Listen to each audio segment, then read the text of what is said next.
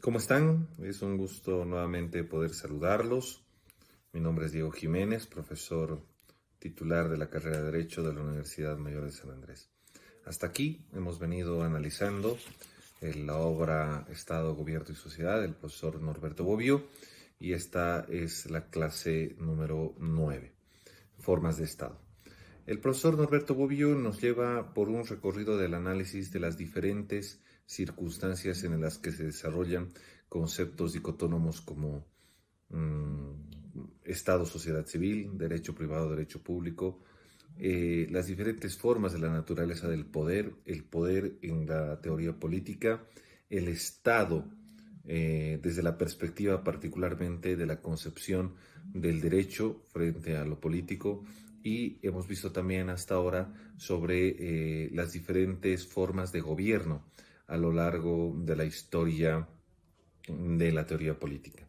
El profesor Norberto Bobbio deja un apartado en su obra, analizada en esta clase, sobre las formas de Estado, ¿no?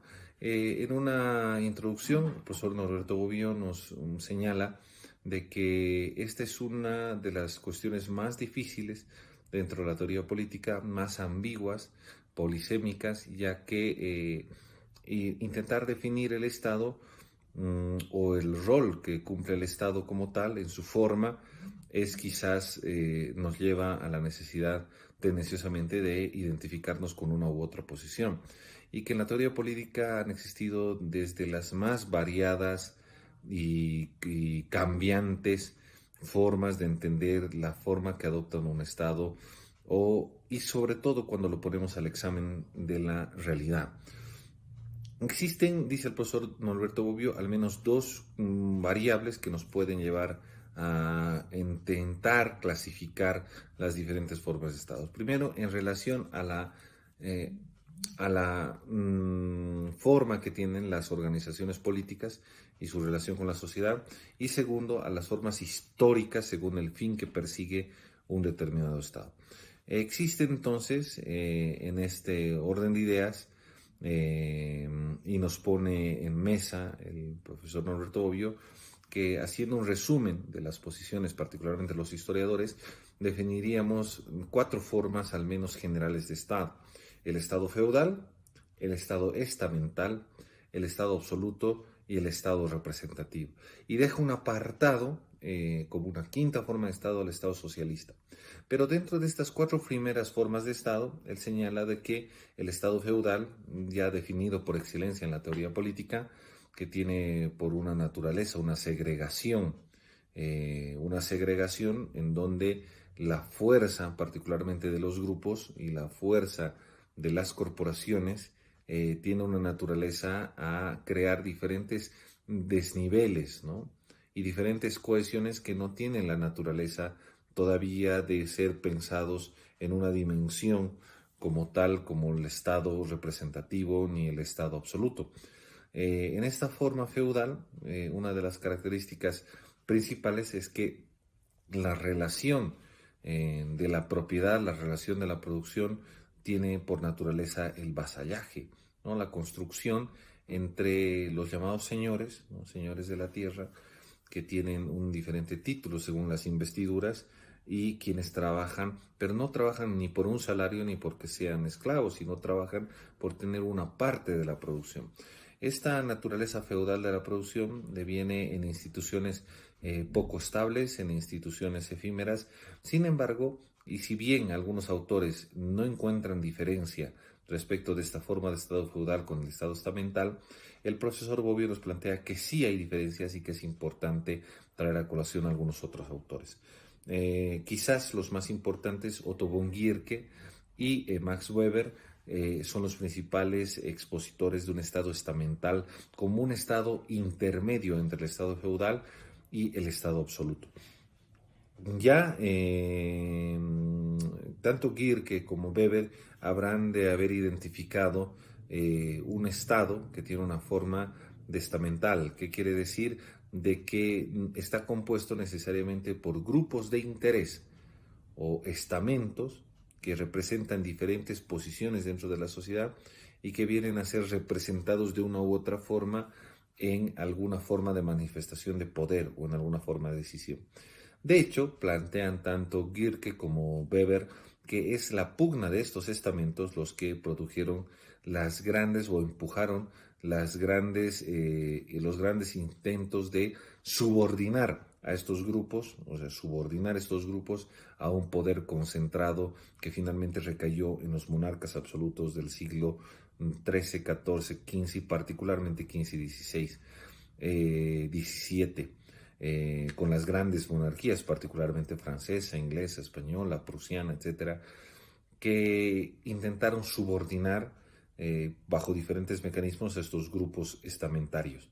Sin embargo, el profesor Gaetano Mosca, que escribe en el año de 1896, había identificado dos formas de Estado, ¿no? El Estado feudal y el Estado burocrático.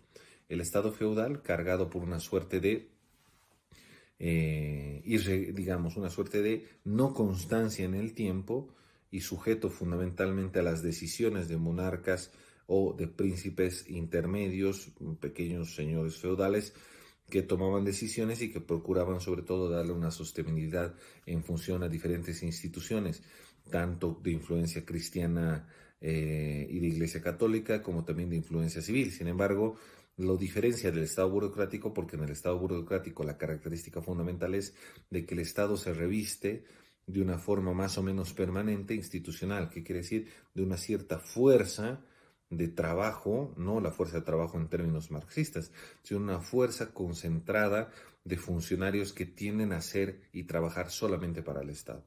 Esto, de ser así, el Estado estamental está llamado también Standestaff, ¿no?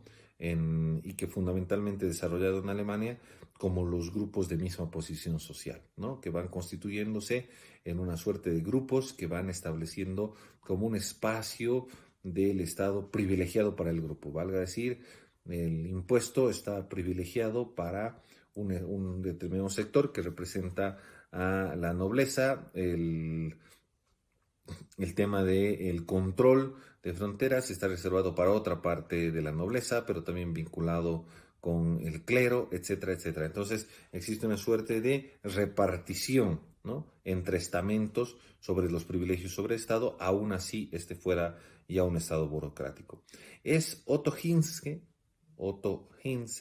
a quien el profesor Bobbio resalta que es el primero en hablar de la distinción entre ahora dentro de los estamentos, ahora los estamentos reclamándose como estados, ¿no? Y esto, por supuesto, va incluso, siguiendo la línea del profesor Hintze, va incluso sobrevivir el estado absoluto.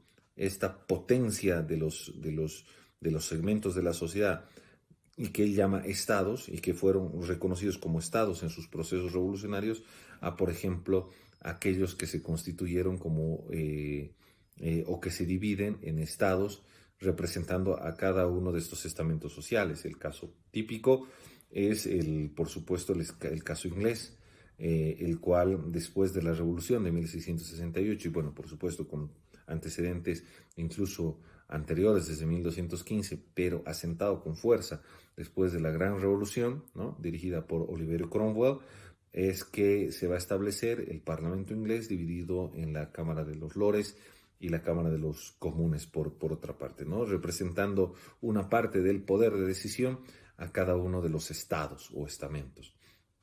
La otra característica fundamental es, por ejemplo, cuando el Estado absoluto tenía como principales, digamos, estamentos o estados al clero y la nobleza, ¿no? Y se habla del tercer estado, ¿no? El tercer estado del cual hablaba Saint-Just, del cual hablaba Danton, los revolucionarios franceses, para proclamar el tercer estado o la burguesía, ¿no?, como parte de la pugna como estamento para pugnar el espacio de decisión política. Por eso es que Hintze califica de que estos segmentos son en potencia los estados, ¿no? Los estados. En ese entendido, la forma más perfecta de esta distinción es entre estados, y que quede absolutamente claro quién pertenece a qué estado, estado entendido como estamento en esta concepción de Otto Hintze. El profesor Bobbio nos dice que es Hegel, ¿no? Hegel, cuando hablaba de la monarquía constitucional, que es que es la forma ideal de esto, ¿no? De se constituya. Obviamente es el mismo Hegel el que habrá introducido esta cuestión de identificar a la monarquía como tal de la monarquía despótica, ¿no?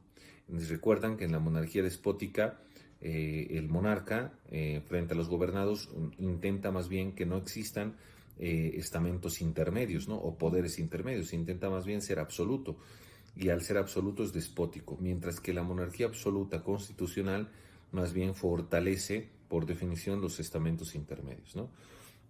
En ese entendido, queda muy claro entonces de que en el Estado feudal frente al Estado estamentario, en esta posición que nos plantea el profesor Norberto Bobbio, tiene por característica fundamental de que los estados o estamentos del estado estamental tienen por naturaleza una parte de representación o una representación en el poder político de decisión, mientras que en el Estado feudal no. Es importante también señalar de que Claude de Cecil, uno de los autores que escribe en el siglo XVI, ya había planteado una suerte de división estamentaria, ¿no? Que identifica como monarquía reglée, ¿no? Que quiere decir controlada por el poder de las órdenes. Controlada por el poder de las órdenes, que quiere decir que no es una monarquía absoluta, sino que debería estar controlada por el poder de algunas órdenes religiosas o contrapoderes, en una suerte también de representación estamentaria. Respecto al Estado absoluto o a la monarquía absoluta, ¿no? Tiene por característica fundamental que es que, a diferencia del Estado estamentario, donde todavía existen poderes que pueden contrapesar o contrapolar al poder único, al poder del monarca o al poder propiamente de la nobleza, en el Estado absoluto ya no lo existe, ¿no? Existe más bien una suerte de concentración del poder.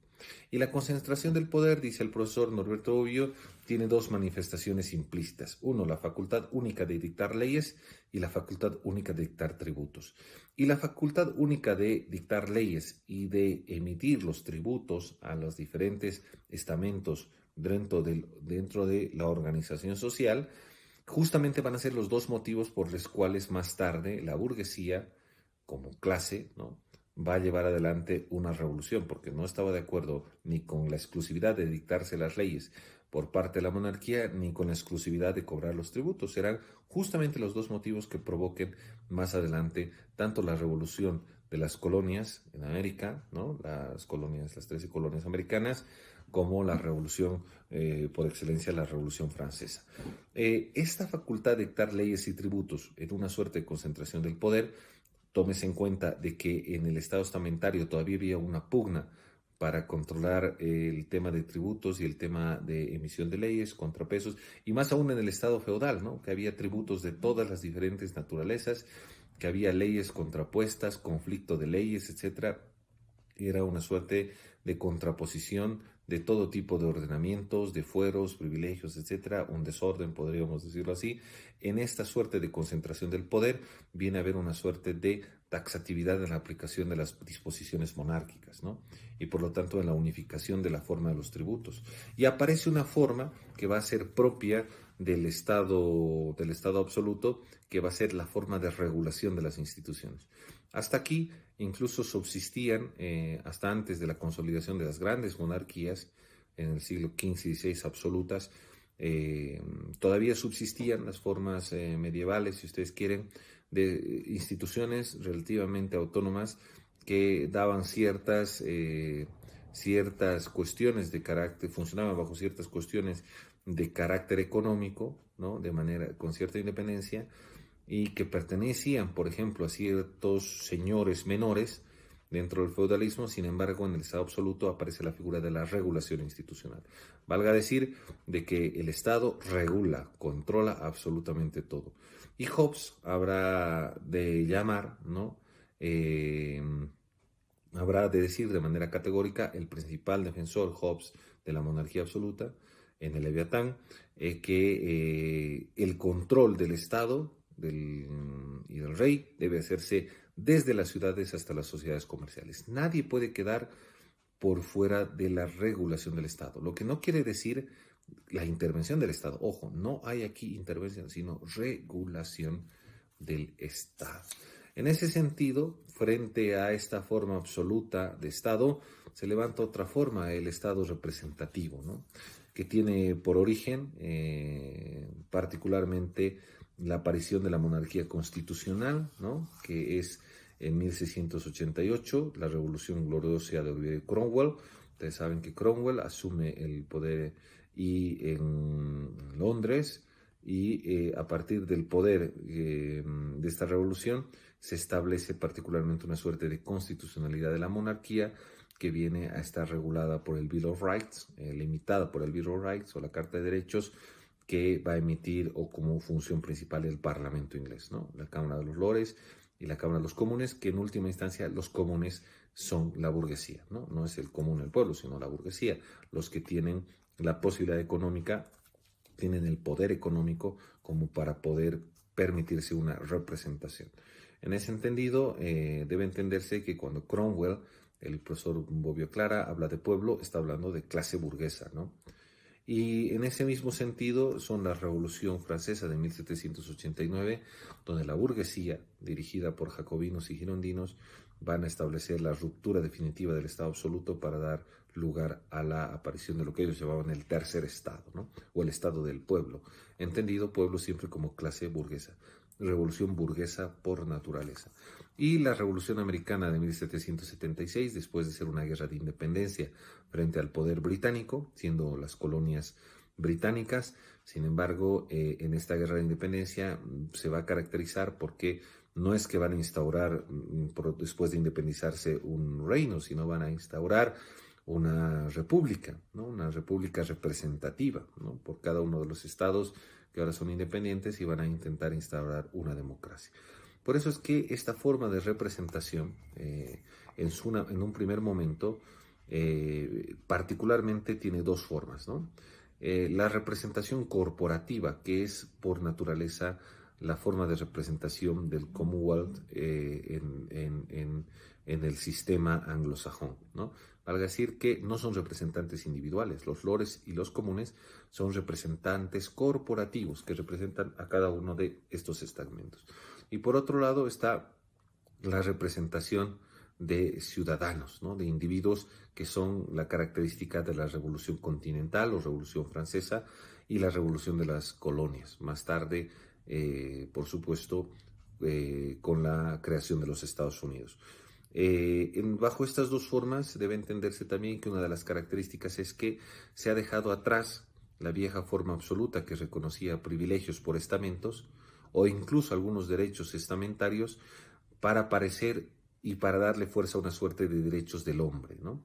La forma más concreta es la Declaración de los Derechos del Hombre y Ciudadano, producto de la Revolución Francesa, que reconocía a todos los hombres como ciudadanos y que estos, por el solo hecho de ser hombres, tienen derechos originarios, no adquiridos. Quizás una de las principales características del Estado absoluto, cuando reconocía derechos, era que era una suerte de concesión, y por lo tanto el sujeto sobre el cual recaían esos derechos adquiría esos derechos. En cambio, en el Estado representativo, el derecho es por origen. Aparece con fuerza entonces la forma de derecho natural, ¿no? O como derechos inherentes a la propia condición de ser hombre, ¿no? No estamos hablando aquí todavía de derechos humanos, que es un concepto que aparece en el siglo XX. Estamos hablando aquí de los derechos del hombre y del ciudadano, para que nadie lo confunda. Entonces estamos en una suerte de ruptura de la forma de Estado ex parte príncipe, ¿no? De la cual habíamos hablado en clases anteriores, a la ex parte populi, ¿no? A esa forma de decisión del pueblo por sobre el Estado. Aparece la máxima que plantea el profesor Norberto Bobbio en una suerte de que el individuo ya no es para el Estado, sino el Estado para el individuo. Y esta es una forma de inversión de la lógica de la esencia del Estado, ¿no? El Estado representativo viene a ser una suerte de evolución, ¿no? Una suerte de evolución que va a sufrir diferentes matices, desde el primer momento revolucionario, la posibilidad de elegir a los representantes por el voto, ese voto que primero va a ser un voto calificado, ¿no? En sufragio calificado solamente a hombres, y segundo aquellos que tengan propiedad económica, propios pertenecientes a la burguesía, para después ir universalizando a todos los hombres y más tarde con la gran conquista de que las mujeres también puedan elegir, ¿no? Y después también ser representantes. De esa forma va a evolucionar a la forma de representantes de forma corporativa, a la aparición del sistema de partidos, ¿no? El sistema de partidos que va cada vez con mayor fuerza como parte, organización de la sociedad, presentando un programa bajo un programa de gobierno o un fin del Estado propio que se inculca o se incuba en el partido para poder después ser, a través de los partidos, el sistema de partidos, una forma de representación. Esta forma de que van evolucionando los sistemas representativos tiene una larga data y podríamos decir que hoy ya el profesor Bobbio lo hacía en su tiempo, ¿no? En la década del 80, que era propio del Estado contemporáneo y que seguía desarrollándose, y nosotros podemos afirmar que sigue todavía en ese camino.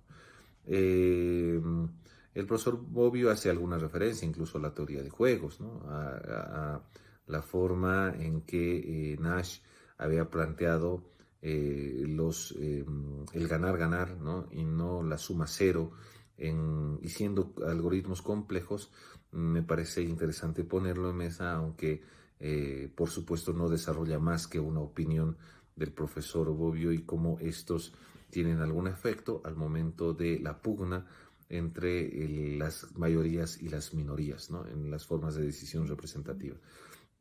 Cuando la mayoría toma una decisión imponiéndola a la minoría, en donde uno se lleva todo y el otro pierde todo, dice el profesor, siguiendo la teoría de juegos, es una suma cero, ¿no? El ganar-perder. Mientras que cuando la mayoría toma una decisión tomando en cuenta la minoría, está en una lógica de ganar-ganar. Y ganar-ganar es un plus frente a la suma cero, ¿no? Esta lógica de la teoría de juegos aplicado al Estado representativo, que me parece por demás interesante en el razonamiento o como lo interpreta el profesor Norberto Bobbio. Frente a este estado de situación, el profesor Bobbio deja un apartado a los estados socialistas, ¿no? Porque el profesor Bobbio señala de que dentro del estado representativo también tanto las dictaduras militares en el siglo XX, ¿no? Las oligarquías absolutas, ¿no? Las corporaciones manejando estados, habiendo alejadose totalmente de la lógica de representación, ¿no? Algunas élites hablando a nombre del pueblo, etcétera. Toda una forma de tergiversación, al menos de las formas teóricas y doctrinales de lo que debería ser un estado representativo, son el orden del día en el mundo y particularmente en regiones como América Latina en el siglo XX, y que él nos señala, ¿no? Que pese a ser formas tan degeneradas, incluso más que despóticas, como las dictaduras militares, todos hablan todos hablan de representación, todos hablan de hacer un homenaje a la democracia representativa, incluso arguyendo estados de transición, arguyendo gobiernos momentáneos, gobiernos solamente de crisis, gobiernos de transición. Y lo dice el profesor Norberto Bobbio, se atribuyen a nombre de la democracia representativa, desvirtuando todo lo que esta significa, ¿no? Desvirtuando todo lo que esta significa. Y cuando nos plantea Estado socialista en oposición a esta situación, él plantea que la forma quizás más ejemplarizadora es frente a Occidente, es la Unión de Repúblicas Socialistas Soviéticas, que por supuesto que la primera edición del libro del profesor Bobbio, todavía en el año 85, todavía la URSS era un estado vigente, ¿no? Frente a que sabemos que 4 años después de la publicación de esta obra, Estado, Gobierno y Sociedad, vendrá la caída del muro de Berlín, vendrá la perestroika, ¿no?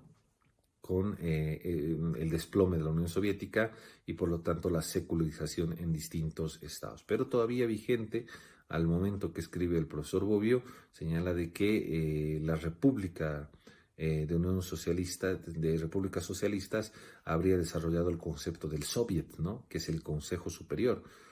Esta vez ya no compuesto por burgueses, sino por trabajadores, ¿no? De los centros urbanos y proletarios que se agrupan, no solo para dirigir los centros productivos, que ya no es de propiedad de una persona o de un burgués, por decirlo así, sino de que es de propiedad colectiva y a la vez eligiendo sus representantes, crean a los soviets, y los soviets son aquellos que, en coordinación con el resto de soviets, crean la Unión de Repúblicas Socialistas Soviéticas, ¿no? De ahí el nombre soviético.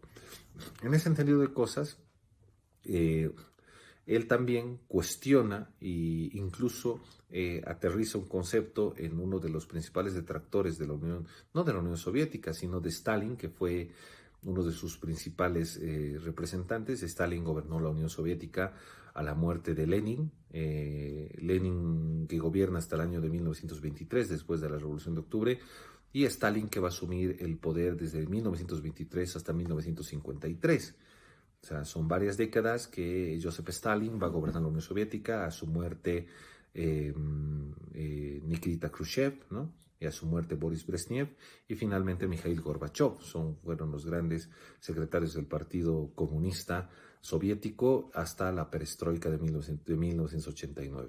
En ese orden de cosas, durante el gobierno de Stalin, se va sobre todo a robustecer y se va a dar forma al Estado soviético, es que uno de sus principales críticos va a ser don León Davidovich, ¿no? León Davidovich, más conocido como Trotsky, ¿no? El señor Trotsky, que va a ser uno de los grandes comandantes de la Revolución de Octubre, ¿no? De la Revolución de Febrero, primero de 1917, y después de la toma del poder contra el señor Kerensky en octubre de ese mismo año, es que va a ser rápidamente el ministro de guerra y va a gobernar protegiendo a la Unión Soviética o la reciente creación soviética de la invasión de todos los países que habían decidido incluso parar la guerra mundial, con tal de no permitir que avance el fantasma del comunismo en esa época. Y Trotsky, que a la muerte de Lenin, para muchos el sucesor natural, e incluso parecería ser que por el mismo Lenin, que había dejado cartas descubiertas en posteridad y demás, que don señor León Davidovich Trotsky debería ser quien dirija. Sin embargo, eso no pasó. Asumió el poder el señor Joseph Stalin, que rápidamente exilió o persiguió y asesinó seguramente a muchos otros rivalizadores del poder. Trotsky, en el exilio, después de estar en muchos países y por mucho tiempo después en México, va a ser uno de los principales detractores, ¿no? Y es justamente el profesor Bobbio que, recuperando una de las ideas de Trotsky, y parafrasea de manera literal, ¿no? El Estado soviético ha dejado de ser un Estado revolucionario para ser un Estado burocrático conformado por una oligarquía que se renueva por cooptación. Si esto es así, este Estado burocrático ha sustituido, si ustedes quieren, el espíritu revolucionario, ¿no? Es una crítica demoledora al ideal socialista o al ideal planteado por lo menos por por sus diseñadores, ¿no? Al menos en la teoría, que son Engels, Marx, etc. Si esto es así, Bobbio llama y es propio esto del profesor Bobbio, llama a que el Estado socialista, soviético, habiendo tomado todo el poder y no dejando espacio a la existencia de la sociedad civil, o quiera decir, no hay un espacio no estatal dentro de la forma socialista soviética, llama de que lo que existe es un príncipe colectivo, ¿no? El viejo príncipe del que hablaba Maquiavelo y del que hablaba Hobbes, y que recaía sobre una persona, ahora recae sobre el partido, dice el profesor Bobbio en una crítica lapidaria contra la Unión Soviética, ¿no? Recae sobre el partido porque el partido asume la figura entonces del príncipe, que no da lugar al disenso y que por lo tanto aparece, según Bobbio, el Estado totalitario, ¿no? Un Estado pues totalitario porque no da lugar a la manifestación de la sociedad civil. El profesor Bobbio hace esta crítica lapidaria contra la Unión Soviética y por supuesto incluso parafrasea en esta parte a Aristóteles, cuando Aristóteles decía que gobernar sobre los súbditos, ¿no? El déspota gobierna sobre los súbditos como el amo sobre los esclavos, ¿no? Haciendo referencia al gobierno del Partido Comunista sobre los gobernados en la Unión Soviética. Debo decirles que, y esto viene de mi cosecha, que yo creo que, por supuesto, el profesor Norberto Bobbio no entra en un análisis más profundo de lo que fue la Unión Soviética, y creo desde mi punto de vista, y esto entre paréntesis porque yo no debo salirme del guión del texto que estamos estudiando, pero debo sí manifestarles que no estoy de acuerdo con el profesor Norberto Bobbio. Creo que es una explicación muy simple del Estado soviético, es eh, un análisis muy superfluo y creo que se podría decir muchas cosas más sin necesidad de estar de acuerdo con tal cuestión. En ese sentido, volviendo, cerrando el paréntesis, vamos a ir en la línea de análisis del profesor Norberto Bobbio a otro apartado que llama Estado y no Estado, ¿no? Él señala de que el Estado totalitario no da espacio a la sociedad civil, ¿no? Para el no Estado, todo se resuelve dentro del Estado, ¿no? Valga decir que desde el punto de vista del profesor Norberto Bobbio, el no Estado, el no Estado, el no Estado, ¿qué quiere decir? Que puede existir una sociedad fuera del Estado, valga decir, la necesidad de una sociedad llamada civil, de una sociedad de ciudadanos, de una sociedad comercial, de una sociedad corporativa que estén fuera del Estado, tiene una larga data, dice el profesor Bobbio, desde Aristóteles, ¿no? Quien había concebido de que si bien la comunidad y el Estado formaban una sola unidad indisoluble, había espacios reservados estrictamente como la familia, ¿no? Como la familia y las relaciones de amistad estrictamente vinculados a la actividad particular y comercial, y pasando por todos, ¿no? Pasando por Hobbes, pasando por Locke, pasando por Rousseau, hasta llegar a Hegel, y que esa línea de autores de la filosofía política, en su concepción, independientemente de sus diferencias, concebían que existe fuera del Estado un espacio reservado al no Estado o sociedad civil. Y que existe otra línea, si ustedes quieren, otra línea que va en contrasentido a esta, donde más bien aparece la necesidad de resolver todo en el Estado. Pero voy a volver sobre eso un poquito más adelante.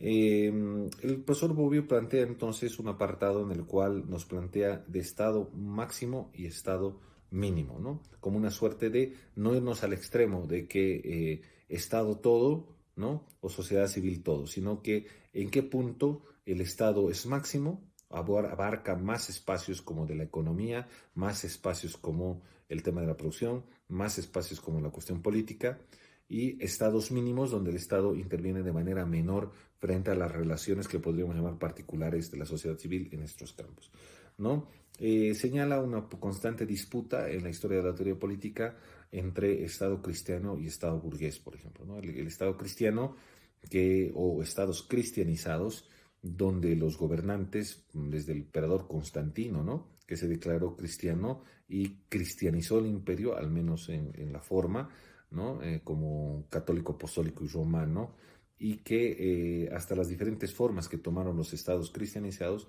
pretendieron ser también estados de carácter o raigambre, digamos, de cooptar todo, ¿no? Estados absolutos, ¿no?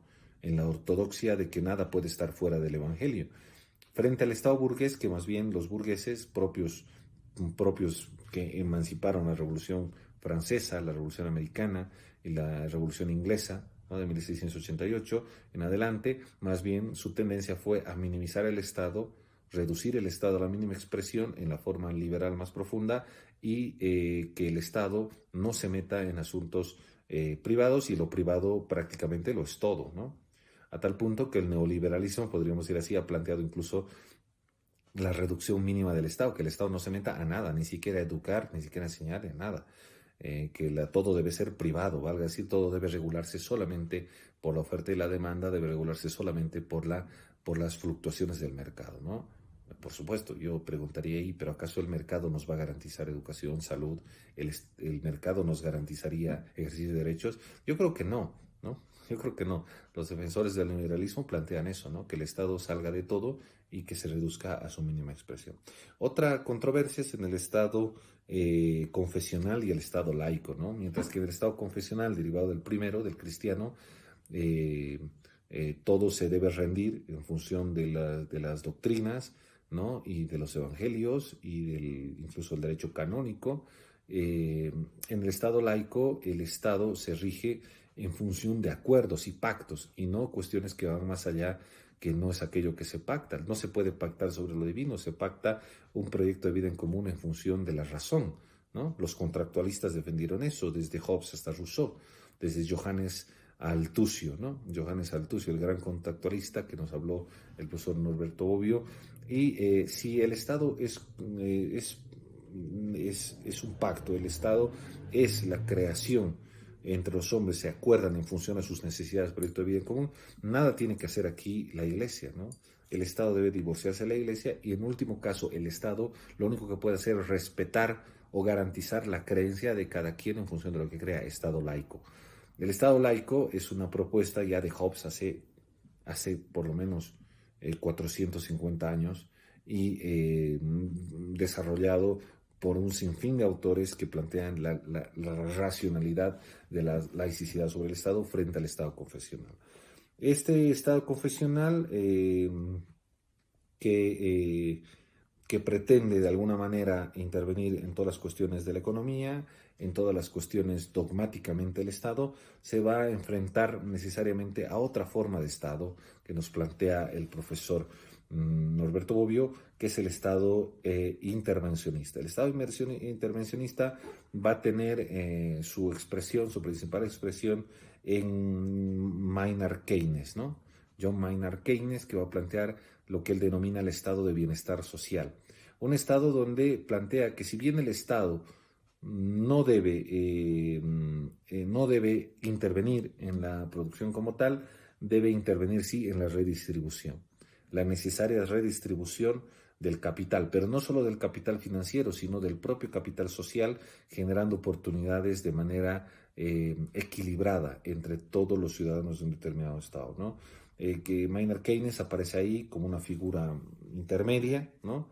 Y esta concepción también de intervencionismo va a intentar quebrar con todas las otras visiones de concepción que llama el profesor Bobbio de concepciones paternalistas del poder, ¿no? Estas concepciones paternalistas del poder, por ejemplo, el profesor Bobbio atribuye a Kant, ¿no? Immanuel Kant, que decía que la humanidad vivió su minoría de edad hasta los siglos XV y XVI, ¿no? Y que con la iluminación el hombre salió a la mayoría de edad, ¿no? Y que el Estado debe tutorear esa mayoría de edad, ¿no? Por eso también a Kant se le denomina agnóstico, ¿no? Como una de las formas, como ese Estado iluminista que debe buscar un punto intermedio en esta cuestión. En función del Estado, de esta forma en función de esta forma de concebir el Estado, aparece otra forma que nos había planteado el profesor también Maynard Keynes, ¿no? Que es función del estado de bienestar, el estado al cual se denomina estado social, porque es un estado en el cual se distribuye, ¿qué? Se distribuye o se trabaja la distribución de la riqueza. Mientras que en un estado socialista, dice el profesor Bobbio, en el estado socialista, de los cuales hemos visto solo como ejemplo la Unión Soviética, el Estado socialista se hace cargo de toda la producción, en el Estado social se hace cargo solo de la distribución. Valga decir, esa es la gran diferencia. Mientras que en el Estado socialista la producción está bajo la titularidad del Estado, valga decir, las empresas, todo lo que es producción, está bajo la titularidad del Estado. En el Estado social solo está en sus manos la distribución y en el mejor de los casos solamente la titularidad de los recursos estratégicos del Estado. Todo el resto de producción y todo el resto de circulación del mercado, capital financiero, capital productivo, capital mercantil, etcétera, está en manos de los privados o de los particulares. Por lo tanto, el estado de bienestar que aparece con fuerza en el siglo XX va a aparecer fundamentalmente bajo diferentes formas, no solo en la forma que nos había planteado Keynes, sino en la forma que había planteado Habermas, ¿no? Decía el profesor Habermas, pasar del estado del capital al capital del Estado, ¿no? El Estado tiene que tener su propio capital para garantizar que la distribución de la riqueza. O el profesor Gilfardín, que planteaba pasar del estado de capitalismo, ¿no? A un estado de organización del capital, ¿no? O estado de capitalismo organizado. Son diferentes formas en las cuales ha ido evolucionando esta concepción. Y está claro, dice el profesor Bobbio, que en esta forma de Estado social está claro que el Estado, a diferencia del Estado hobbesiano o absoluto, el Estado ha perdido la monopolización de ¿qué? De la economía y de la ideología. El Estado ya no es más el titular de la economía y de la ideología como titular único. Pero ¿qué es lo único que se reserva como monopolio? La fuerza, ¿no? Por eso para Max Weber la principal característica del Estado es el monopolio del uso de la fuerza. Porque independientemente de la forma que pueda tomar, mayor o menor control máximo o mínimo en la economía, Estado máximo o mínimo en el control de la ideología, existe todavía la latencia del control exclusivo de la fuerza, porque esa es una reserva absoluta del Estado, ¿no? Ahí está la esencia de superar el estado de la naturaleza, ¿no? Hacia el estado de la sociedad civil. Otro de los apartados que el profesor Bobbio nos plantea en esta parte es el fin del Estado, ¿no? El principal autor del fin del Estado sabemos que es Engels, y la corriente marxista, quienes habían planteado de que si el Estado no es otra que la creación de la clase dominante en función de privilegiar y cuidar sus intereses, siendo el Estado el único capaz de utilizar la fuerza represiva, coactiva a través de sus fuerzas de seguridad, policía interna y militares externo, y que solo tienen por función cuidar que no se rompa el ordenamiento social, valga decir, que los que están abajo, subordinados en las clases sociales, no tomen el poder que está específicamente como privilegio de la clase dominante, y que la clase es dominante porque es dueño de los medios de producción, en la medida en que dejen de existir clases, o valga decir, que un día el proletariado, subordinado en el sistema capitalista, tome los medios de producción y redistribuye los medios de producción, esa redistribución de los medios de producción y la administración colectiva de los mismos da lugar a la ya no existencia de clases. Y si ya no existen clases sociales, tampoco ya no es necesario el Estado, ¿no? Y por lo tanto, solo habrá un periodo de transición, que es el Estado socialista, donde se administra todavía el Estado para procurar este fin, y se llegará a un sistema comunista donde ya no exista el Estado y no exista tampoco ni sea necesario el derecho, ¿no? Hay una suerte de autorregulación sin necesidad del uso coercitivo, ¿no? Obviamente Engels planteaba que solo esto iba a ser posible en la medida que esto pase de manera universal, ¿no? De que existe una revolución universal, donde ya no existan estados que puedan todavía oprimir a la naturaleza de sociedades sin Estado. Pasará cuando exista una suerte de emancipación de la destrucción de las clases sociales por una sola clase universal. En esta concepción filosófica del materialismo científico, y que había planteado con Engels mucho, y Marx, pero particularmente Engels, el fin del Estado, aparece también otro concepto que no hay que confundirlo, y el profesor Bobbio es categórico respecto de esto, es respecto de que crisis de Estado no es igual a fin del Estado, ¿no? Crisis de Estado implica cosas, por ejemplo, como desde dos perspectivas. Desde la perspectiva positiva del Estado, que va de Aristóteles a Hegel, ¿no? De que el Estado existe por fines positivos, de que son necesarios, hasta los que tienen una visión negativa del Estado, que dice el profesor Bobbio, van de Lucrecio a Vico, ¿no? De que el Estado es como un mal necesario, llama él, ¿no? El Estado como un Estado mal necesario, ¿no? El Estado que es inevitable, pero existe porque lamentablemente es la única forma de impedir la guerra de todos contra todos, ¿no? En el estado de naturaleza del cual hablaba Hobbes. Hobbes planteaba de que el Leviatán es un monstruo benéfico frente a otro monstruo que era Behemoth, ¿no? Behemoth, que era un monstruo maléfico, ¿no? Behemoth, que planteaba la guerra civil, ¿no? Que se alimentaba de ese estado del opus omnilopus, ¿no? De la guerra contra todos. Y por lo tanto Leviatán es una bestia necesaria que tiene que controlar, ¿no? El Estado como un mal necesario, ¿no? Porque no hay de otra, por decirlo así. En esta concepción del Estado mal necesario aparece, por ejemplo, la versión remedium peccati, ¿no? La visión religiosa, donde el Estado es necesario ¿para qué? Para que a través del miedo deba imponer los cánones fundamentales para salvarle el alma a los hombres, que no ser de otra manera vivirían en pecado constante, ¿no?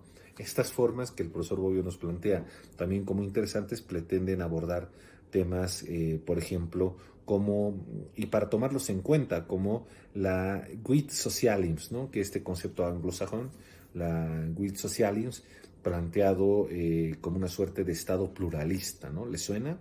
Estado pluralista, ¿no? La creación dentro de un Estado que, entendido como mal necesario desde esta perspectiva, debe necesariamente superarse las visiones de visión única del mundo y las visiones monistas para entrar a una declaración de los derechos sociales que particularmente el profesor Bobbio parafrasea aquí a George Gurvitch, que en 1944 había propuesto esta declaración en la cual Gurvitch hablaba de pluralismo jurídico y social, ¿no? Una suerte de reconocimiento de que existen diferentes formas de entender lo jurídico y diferentes formas de entender lo social y que deben convivir de manera mutua sin excluirse y sin imponerse unas a otras.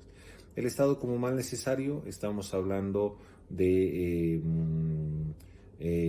sociedad sin aparato coercitivo, ¿no? Para muchos, incluso en la antigüedad, el Estado era muy pesado. Los cínicos, ¿no? Los cínicos como una de las escuelas filosóficas griegas, ¿no? Diógenes, Antístenes habían planteado de que el Estado era una innecesariedad, solo terminaba sirviendo como una suerte de encapsulamiento sobre lo material, sobre lo importante que era lo interno, que la vida era vivir fuera del Estado. Los estoicos habían planteado lo similar, no el estoicismo de Cicerón, ni el estoicismo de Séneca, sino un estoicismo más general, ¿no? Que planteaba que no era necesario, ¿no? Las formas estatales que encapsulan la vida de los hombres ante lo que debería ser una sociedad universal, donde todos existan en la medida de sus posibilidades, y finalmente las formas marxistas, ¿no? Que fueron las formas mucho más elocuentes y científicas de la posibilidad de plantear un Estado, una sociedad sin Estado como el fin último de la evolución humana, y que solamente el Estado existe como un mal necesario, como transitorio, ¿no? Nadie llegó a esto en la praxis, nadie llevó esto a último término en los términos marxistas.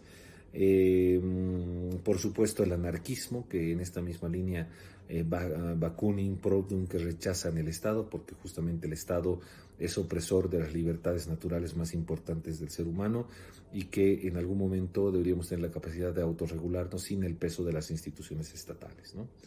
El Estado solo privilegia intereses de clase y lo que habría que hacer es buscar una ruptura definitiva, una crisis general del Estado que nos permita llevar a una sociedad sin la posibilidad del uso de la fuerza. En ese entendido, hasta aquí la clase del día de hoy, la clase número 9. Espero que hubiera sido de su agrado. Muchísimas gracias.